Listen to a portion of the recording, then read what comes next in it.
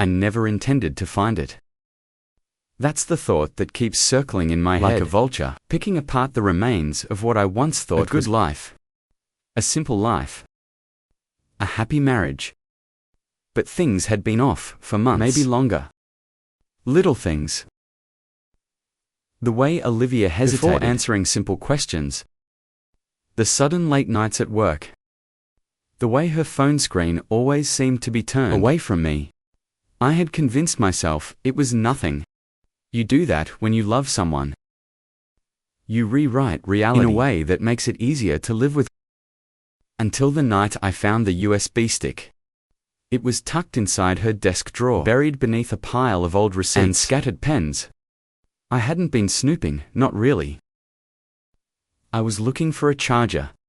But the second I saw it, I knew. A small black drive. Unmarked except for a single folder inside. Do not open. I should have listened. I should have closed the drawer and walked away. But instead, I slid it into my laptop, my pulse a drumbeat in my ears. The folder contained 5 video files, each labeled with a date. The most recent was from 2 weeks ago. My hands were shaking as I clicked on the first one. The screen flickered to life, grainy at first, before sharpening into something devastatingly clear. A hotel room. A dim golden glow from the bedside lamp. Olivia, sitting on the edge of the bed. Not alone. I stopped breathing. The man beside her was someone I knew. Someone I trusted. Someone who had sat at our dinner table, clinking glasses with me over inside jokes. It was my best friend. The video played on, but I had already seen enough. I slammed the laptop shut, chest heaving. My stomach twisted while rising in my throat.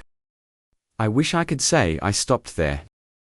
That I had the strength to turn away. But I watched them all. Every second of every betrayal playing out like a cruel documentary of my own humiliation. Different hotel rooms. Different nights. The same lies. The worst part. She never looked guilty. Not once. I don't remember much of the next few hours. Rage and heartbreak blurred together in a suffocating fog. I wandered through the house in a daze, every framed picture of us mocking me. The wedding photo on the mantel.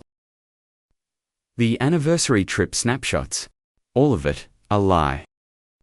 By the time the sun crept up over the horizon, my decision had been made. Revenge. Not the reckless kind. Not the screaming, throwing, breakable things kind. The patient kind. The kind that unfolds slowly, meticulously. The kind that ruins lives. Olivia's routine was predictable. That was her mistake. That evening, she came home like nothing had changed, kissed my cheek, and asked about my day.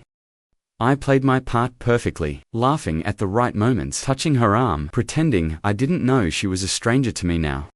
It was almost fun. Step 1. Copy the videos onto another USB. One for me. One for my lawyer. One for her parents. Step 2. Let them see the truth. I mailed the copies out the next morning. No return address.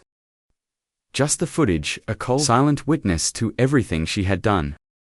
Step 3. Destroy what was left. I waited until she was comfortable, wine in hand, curled up on the couch, talking about some insignificant thing, as if our world wasn't seconds from crumbling. Then, I said it. I know.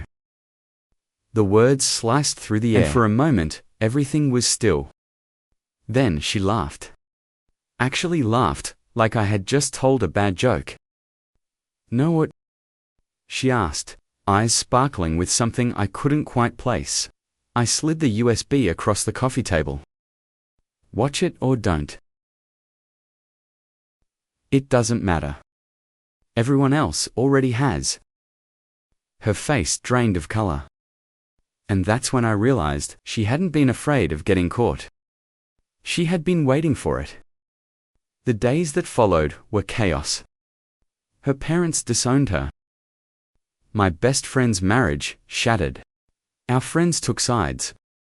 And me, I walked away not with peace. Not yet. But with the knowledge that she hadn't just lost me, she had lost everything.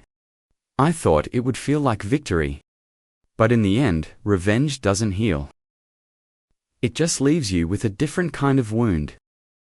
And that perhaps is the cruelest truth of all.